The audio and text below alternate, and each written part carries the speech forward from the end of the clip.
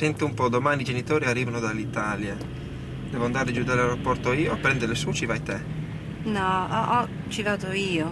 We've got to pick up my mum and dad, so I need to take your car. Questa qui? See? Perché? Well, because they won't fit in the Panda, will they? So I have to take the BMW, you'll have to take the Panda to work. That means I've got to use the Panda to go to work in? Yeah, afraid so. Wonderful. Marvellous. Yeah.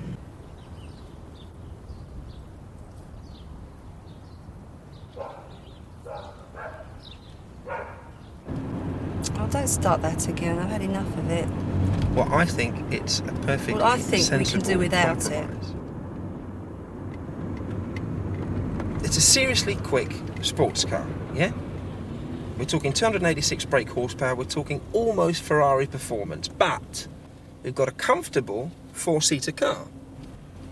I don't want a faster car. We've got That's a all you comfortable want. four-seater car, right, with boot, which is fine, it's big enough to go on holiday with, it's big enough for my golf club, it's big enough for everything.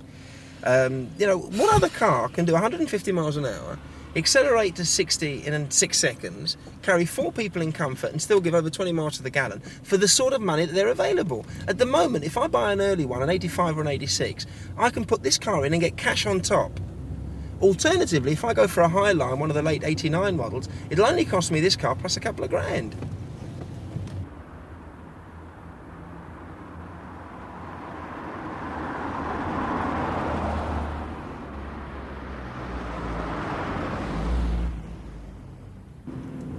When I met Patricia, I had the 323i coupe BMW sports car. It was a beautiful little red sports car. And I was very proud of it. It was my pride and joy. And I had a cute little Renault. Little Renault 5. Soon after we got married, I had to settle the bill for the wedding. And basically, although I could have settled the bill, I used the excuse that really it would be better off selling the Renault, seeing as we didn't need the 2 cars, and I was using my car and Patricia wasn't using hers much. And we could use the funds from the sale of the Renault to pay off the wedding. I wasn't keen on that idea, to sell my Renault, but I thought, being that I go to work by tube, we didn't really need the second car. Not only that, but Patricia was under the impression that extra funds generated from the Renault could then be used to furnish the flat or to make life more comfortable, whereas I'd already worked it out that the extra funds from the Renault could go a long way towards sorting out the BMW for me. Uprate the suspension, spoilers, alloy wheels, the whole caboodle. We were living in a rented flat at the time, and we had the one baby, and I had the BMW coupe, and Patricia was putting pressure on me to get a mortgage and buy a house and do these sort of things. But I would say, no, we'll keep the money liquid in the bank, because I'll need it for the business, to improve the business, to expand the business. Having said that, it also allowed me access to the money to spend on the car.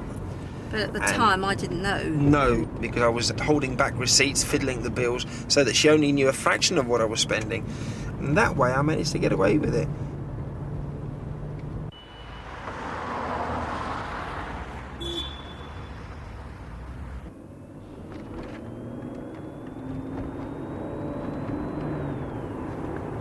It was obvious that with babies, buggies, and all the paraphernalia that goes with it, a 2-door car was not practical. We needed to have a 4-door car as well. And after hunting around, I managed to convince her that the 1969 Mercedes 300 SEL 6.3 was our family car, the one that we wanted.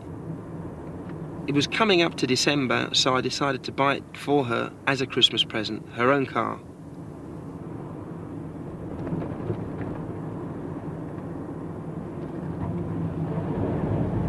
I really hated that Mercedes.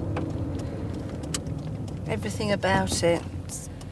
No, you were just paranoid, darling.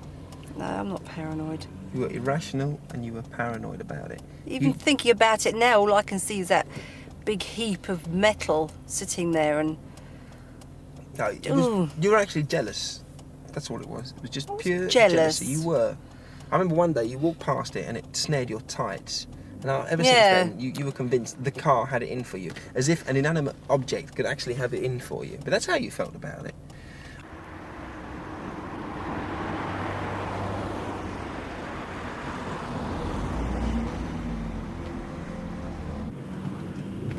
It was becoming pretty apparent that my obsession with cars was getting the better of me, in as much as I was being put under a lot of pressure from Patricia, obviously, to back up my ideas and shake up and get rid of the cars.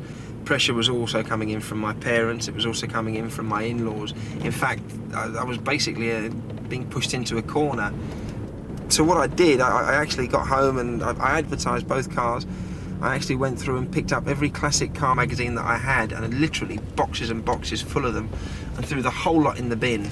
So with the moon. And made this sort of semi-religious gesture that this was it. I was now not going to be involved with vehicles and, for the rest of my life, which was absolute rubbish, really, because it's just so much of a part of me that although I've managed to tame it and put it into perspective, I'll never be able to lose it. But I thought you'd finally seen sense. Having had my own way for so long, Patricia's finally got the better of me. My mother-in-law had this little white Fiat Panda, most horrible little tin box on wheels that has ever gone under the pretense of being a motor vehicle. And my wife was borrowing this occasionally, until one day my mother-in-law just forgot to come and pick it up. And without me having any say in it whatsoever, she's landed us with the Fiat Panda. Bruno Costa has got 2 kids. He's always had 2 kids. And he's always driven 2-door cars. He's never had any problems. They've always survived. He had the 280 CE, he had the Lancia Vita Coupe, he had the Porsche. The speed more than anything. Yeah, you think this is an older man's car, that's your problem. This is an older man's car. I'm not unhappy with this car. This is a wonderful car. But I'd like to change it. Is that a problem?